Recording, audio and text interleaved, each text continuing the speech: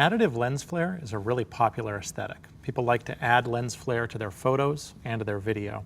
Sometimes it can be an artifact though, and so I want to show you how to digitally create it, but also how to remove it. And the way that you create it in the field is you point your lens towards the sun. Sometimes it works out, sometimes it doesn't. So here's an image where I'm shooting into the sun, and I have the sort of lens flare that really doesn't add to the picture at all. It's just created some artifacts on my file here. If we zoom in, we see that this is a tricky thing to edit because it's discoloring our image, but it's also changing the lighting. And some pieces are easier to edit than others. So for this part of the lens flare, selecting it, hitting our delete key to prompt content-aware fill will work pretty well. It's looked at all the neighboring areas and filled them in. But if I attempt the same thing down here, it's not going to work out as well for me. That's not acceptable.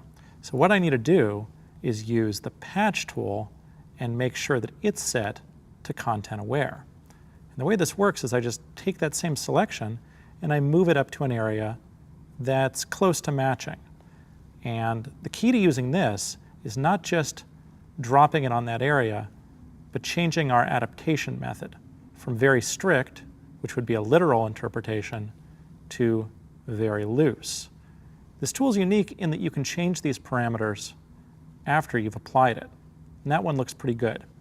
Now let's talk about how to add lens flare. And for those of you who have used this feature in Photoshop, it's been there quite a while.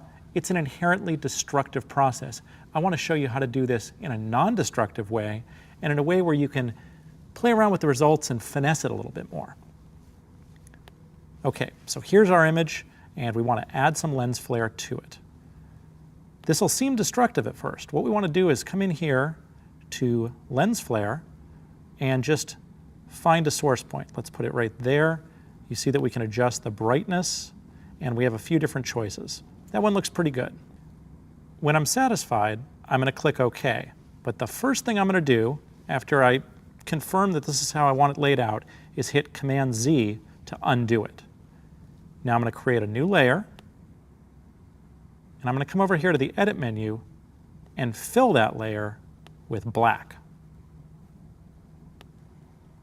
Now I'm going to come up to my Filter menu, and I'm going to reapply that. It's placed it right where we wanted it before. I'm going to change my blend mode to screen. I can toggle that off and on. It's non-destructive.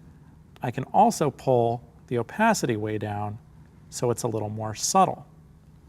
So there you see a great way to remove lens flare and a really neat non-destructive way to add it. It's a great one for your playbook.